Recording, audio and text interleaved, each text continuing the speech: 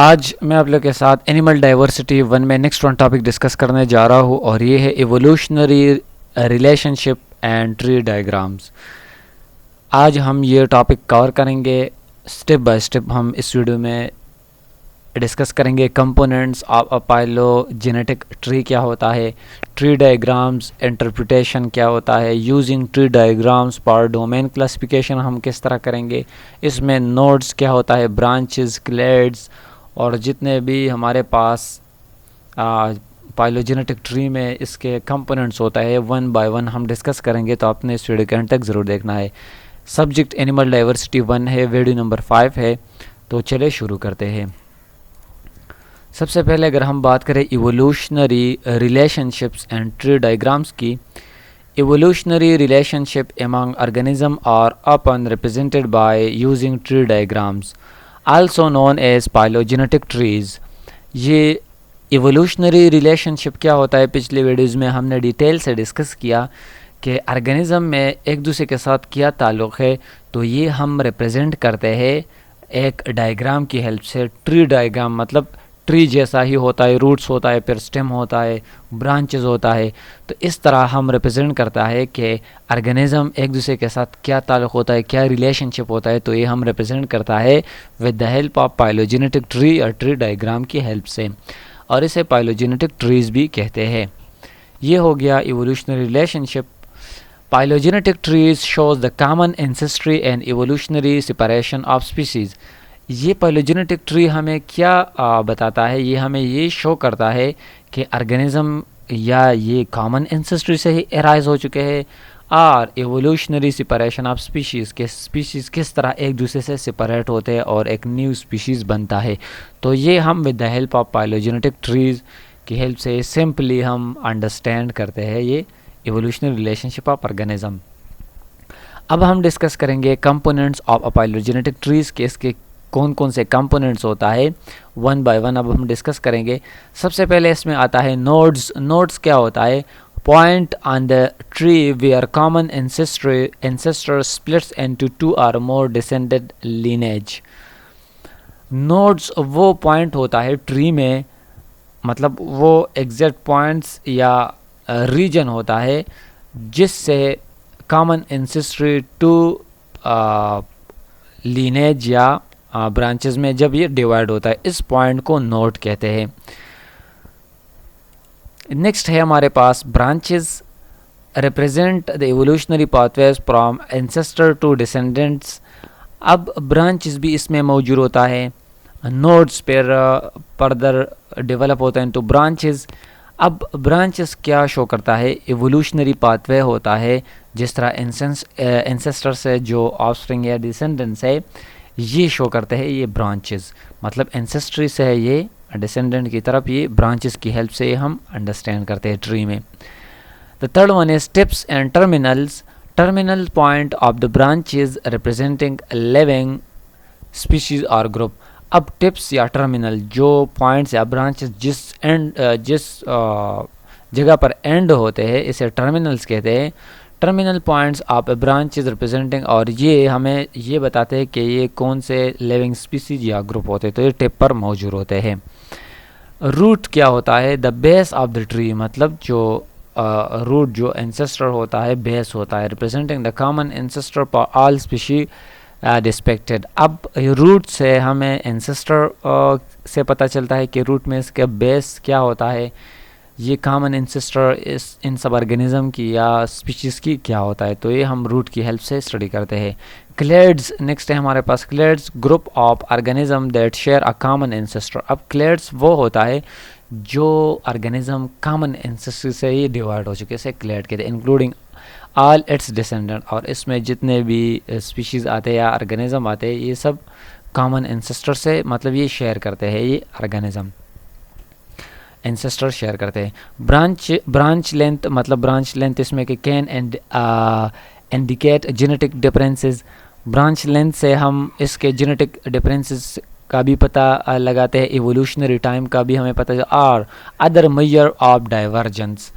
जितने भी हमारे पास डिफरेंसेस होता है जेनेटिक में या इवोल्यूशनरी या टाइम में, ये हम ब्रांच लेंथ से हमें पता चलता है कि इस ब्रांच लेंथ अगर ज़्यादा है तो इसमें जेनेटिक डिफरेंसेस भी ज़्यादा है, एवोल्यूशनरी टाइम भी ज़्यादा है। इस तरह ये सब हम मुहैया करते हैं। ट्री डायग्राम इंटरप्रिटेशन, इसमें एक होता है distance, the closer two species are on a branch the more recently they shared a common ancestor.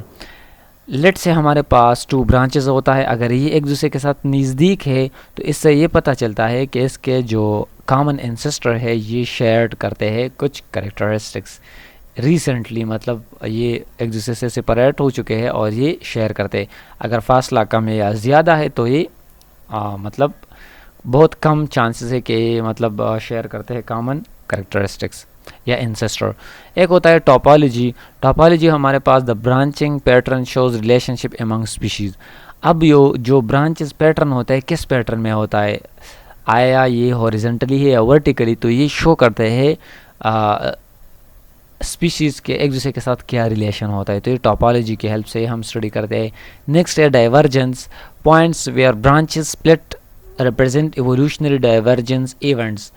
Divergence क्या होता है, हमारे पास जिस जगह पर जो ब्रांच स्प्लिट्स होता है मतलब डिवाइड होता है तो वहाँ पर डाइवर्जेंस आते हैं, मतलब ये डिवाइड होता है और सेपरेट होता है ये branches. Common ancestor nodes represent the most recent common ancestor of the species branching from them. Nodes हमारे पास क्या शो करता है, ये हमें शो करता है कि रिसेंटली इस ऑर्गेनिज्म या इस स्पीशीज़ के कॉमन एंसेस्टर हमें शो करता है कॉमन एंसेस्टर नोड की हेल्प से। फिर ये ब्रांच मतलब नोड्स और ब्रांच भी हमें मतलब इसकी हेल्प से भी पता चलता है कि इन एक ऑर्गेनिज्म या ग्रुप ऑफ ऑर्गेनिज्म या स्पीशीज़ में इसके जो एंसेस्टर है ये कॉमन है, मतलब कॉमन एंसेस्टर रिसेंटली ये जुदा हो चुके हैं।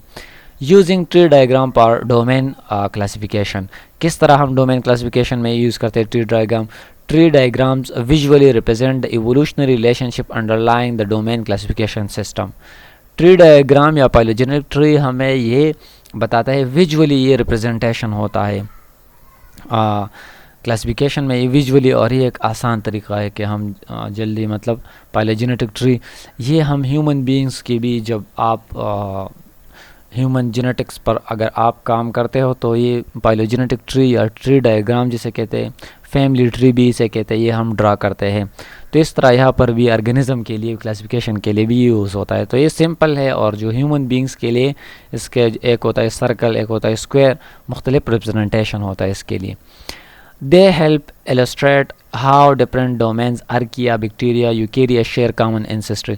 इससे हमें ये पता चलता है कि किस तरह मुख्तलिफ डोमेन्स जो है ये शेयर करते हैं कॉमन एंसेस्ट्री। जिस तरह पहले ज़माने में आर्किया होता था, बैक्टीरिया, यूकेरिया, फिर ये मुख्तलिफ क्लासिफिकेशन फर्दर डिवीजन हुई, लेकिन इस टाइम पर ये हमें ये बताता, अब भी इससे हम मतलब जितने भी कॉमन एंसेस्ट्री है ये हम इससे मतलब मालूम करते हैं पाइलोजेनेटिक ट्री की हेल्प से।